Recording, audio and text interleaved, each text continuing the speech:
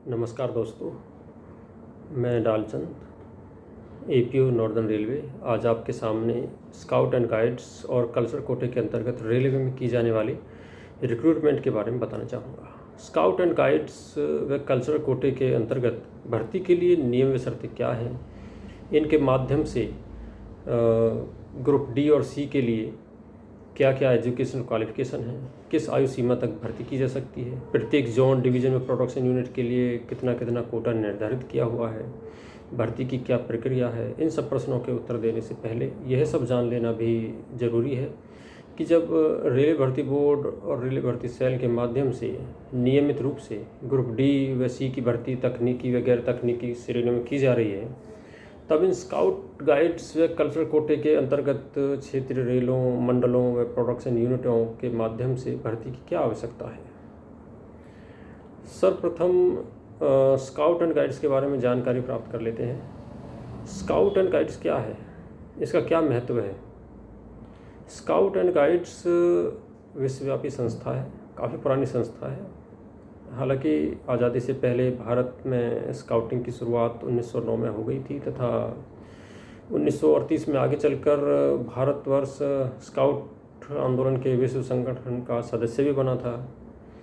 और इसके अलावा इसमें स्काउटिंग की शुरुआत पंडित मदन मोहन मालवीय जैसे जाने माने नेताओं द्वारा वर्ष 1913 में की गई थी। स्वतंत्र भारत में भारत स्काउट्स एंड गाइड्स, जिसे बीएसजी कहते हैं, ये राष्ट्रीय स्काउटिंग और गाइडिंग संगठन की स्थापना 7 नवंबर 1950 को की गई थी। इस आंदोलन का उद्देश्य नवयुवकों की पूर्ण शारीरिक, मानसिक, बौद्धिक, सामाजिक और आध्यात्मिक क्षमताओं का विकास करना है, जिससे कि वे जिम्मेदार नागरिक के रूप में अपनी क्षमताओं के द्वारा स्थानीय, राष्ट्रीय तथा अंतर्राष्ट्रीय स्तर पर योगदान कर सकें। इन मूल्यों को अक्षुण्ण बनाए रखने के लिए ये आवश्यक है कि इस संस्था के अंतर्गत राष्ट्रीय, राज्य व जिला स्तर पर किए गए उत्कृष्ट प्रदर्शन प्राप्त युवकों को, उन युवकों को जिन्होंने इस स्काउट एंड गाइड्स में उत्कृष्ट प्रदर्शन किया है, उन्हें सरकारी नौकरी में प्राथमिकता दी जाए, वरीयता प्रदान की जाए। रेलवे इस दिशा में अपनी जिम्मेदारी को गंभीरता से समझते हुए प्रतिवर्ष नियमित रूप से स्काउट एंड गाइड्स के रूप में ग्रुप सी और डी युवाओं की भर्ती कर रहा है। स्काउट एंड गाइड्स कोटे से भर्ती कर्मचारियों ने अपनी नौकरी के साथ साथ रेलवे व देश पर आई आपदा या दुर्घटना के समय बहुत ही सराहनीय कार्य किया है तथा अपने मूल्यों को उच्च स्तर का बनाए रखा हुआ है, जो रेलवे के लिए गर्व का विषय है। इसी प्रकार सांस्कृतिक कोटे के अंतर्गत भर्ती करने का भी यही उद्देश्य है कि विभिन्न विधाओं जैसे संगीत, नृत्य, नाटक, गायन, इनमें निपुण युवाओं को प्रोत्साहित किया जा सके और इन विधाओं के प्रति भी युवाओं में आकर्षण बना रहे। यही नहीं, रेलों में विभिन्न सांस्कृतिक व अन्य विशेष अवसरों पर सांस्कृतिक कोटे के अंतर्गत भर्ती हुए कर्मचारी सांस्कृतिक कार्यक्रम में अपनी कला की अनूठी मिसाल पेश करते हैं तथा इस प्रकार के सांस्कृतिक कार्यक्रम बेहद पसंद किए जाते रहे हैं। इस प्रकार नौकरी में अपने पद की जिम्मेदारियों के साथ साथ ये कर्मचारी विशेष अवसरों पर अपनी प्रतिभा के कारण अत्यंत उपयोगी सिद्ध होते हैं। इतनी जानकारी के बाद अब इन विशेष कोटे के अंतर्गत भर्ती की प्रक्रियाओं के बारे में जानकारी देना चाहूँगा। वैसे तो रेलवे में कर्मचारियों की भर्ती के लिए संघ लोक सेवा आयोग, रेलवे भर्ती बोर्ड व रेलवे भर्ती सेल हैं, जो ग्रुप ए से लेकर ग्रुप डी की नियमित रूप से भर्ती करते रहते हैं। इसमें ग्रुप ए के लिए संघ लोक सेवा आयोग और ग्रुप सी के लिए रेलवे भर्ती बोर्ड व ग्रुप डी, जिसे आजकल लेवल 1 कहते हैं, के लिए रेलवे भर्ती सेल स्थापित हैं।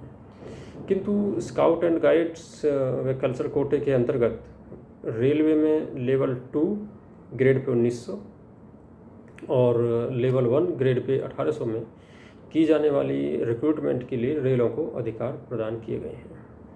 इनके विज्ञापन रोजगार समाचार व प्रमुख राष्ट्रीय समाचार पत्रों में प्रकाशित किए जाते हैं, जिसके अगेंस्ट आवेदन आमंत्रित किए जाते हैं।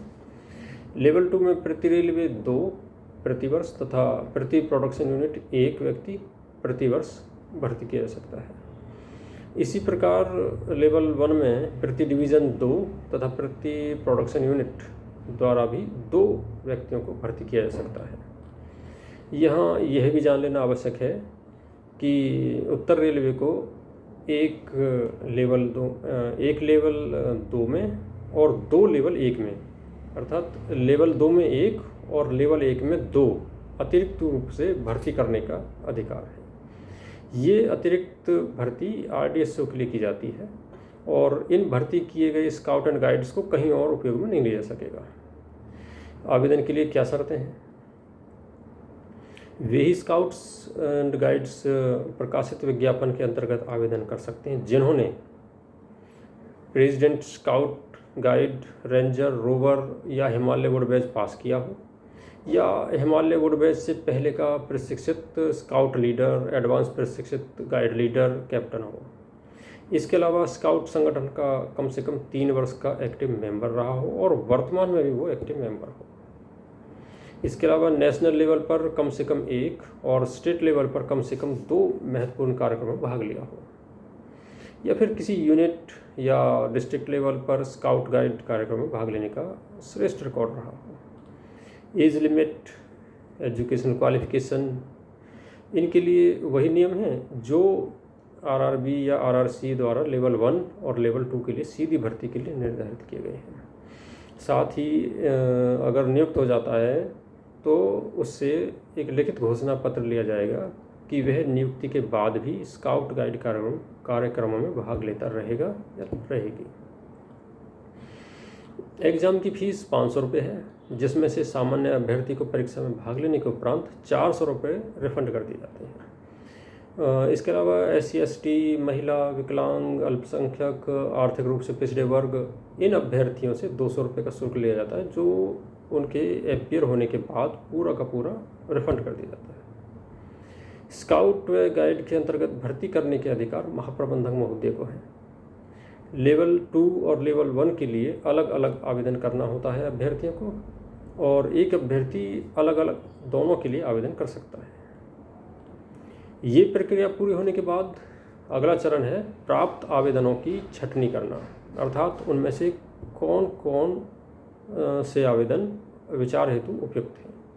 इसके बाद विचार हेतु उपयुक्त पाए गए अभ्यर्थियों के मूल्यांकन के लिए इसके मानदंड के लिए आगे 2 चरण अर्थात 2 स्टेप्स और हैं। इनमें पहला है रिटन टेस्ट और दूसरा है मार्क्स ऑफ सर्टिफिकेट्स। ये दोनों ही चरण बहुत महत्वपूर्ण हैं। लिखित परीक्षा 60 अंकों की होगी जिसमें 40% ऑब्जेक्टिव टाइप के होंगे और इन 40 ऑब्जेक्टिव टाइप होंगे, इनके 40 ही अंक होंगे। एक ऐसे टाइप का क्वेश्चन होगा जो 20 अंक का होगा और दोनों ही ऑब्जेक्टिव टाइप और ऐसे टाइप। इनके लिए इसका सिलेबस स्काउट्स गाइड्स की जो एक्टिविटीज़ हैं वो और जनरल नॉलेज इस पर आधारित है। लिखित परीक्षा के बाद अगला स्टेप है उनके जो सर्टिफिकेट्स हैं उनको उनके अंक देना, अर्थात अभ्यर्थी ने विभिन्न गतिविधियों में भाग लेने के उपरांत जो उन्हें प्रमाण पत्र मिले हैं उनको अंक दिया जाना है। इसमें रेलवे के कार्यक्रमों सहित नेशनल इवेंट्स हों या दूसरे कार्यक्रम इसी प्रकार के हों, उनमें भाग लेने पर उन्हें प्रमाण पत्र प्रदान किए जाते हैं और इन्हीं प्रमाण पत्रों को के आधार पर कुछ अंक दिए जाते हैं। इन प्रमाण पत्रों के आधार पर अधिकतम 40 अंक दिए जा सकते हैं। इसी प्रकार लिखित परीक्षा के 60 अंक और प्रमाण पत्रों के 40 अंक, इन दोनों को कुल मिलाकर 100 अंकों में से इनकी मेरिट तैयार की जाती है। इन भर्ती प्रक्रियाओं को संपन्न करने के लिए भर्ती समिति गठित की जाती है जिसका अधिकार महाप्रबंधक को है। लेवल 2 के लिए रिक्रूटमेंट कमेटी में महाप्रबंधक द्वारा 3 SCG लेवल के ऑफिसर नॉमिनेट किए जाते हैं। इसके अतिरिक्त लेवल 1 में चयन के लिए तथा 3 JAG लेवल के ऑफिसरों की रिक्रूटमेंट कमेटी नॉमिनेट करने के लिए और लेवल 1 के पैनल को अप्रूव करने के लिए महाप्रबंधक द्वारा प्रिंसिपल सीपीओ को रीडेलीगेट किया गया है। स्काउट एंड गाइड के अंतर्गत चुने गए अभ्यर्थियों को मतलब हायर पे फिक्सेशन पर कोई विचार नहीं किया जाएगा। यानी जिस तरह से स्पोर्ट्स कोटे वालों को हायर पे फिक्स की जाती है, उस प्रकार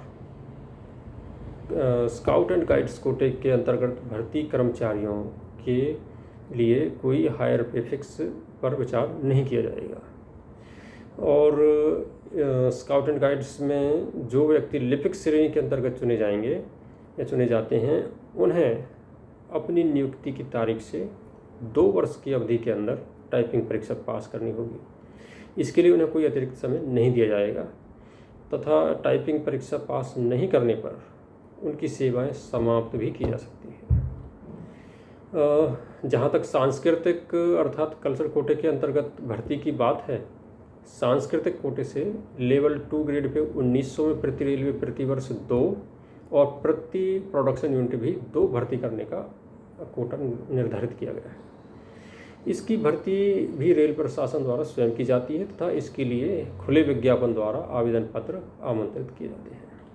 एज लिमिट और एसेंशियल एजुकेशनल क्वालिफिकेशन वही है जो लेवल 2 के लिए सीधी भर्ती के लिए निर्धारित की गई हैं।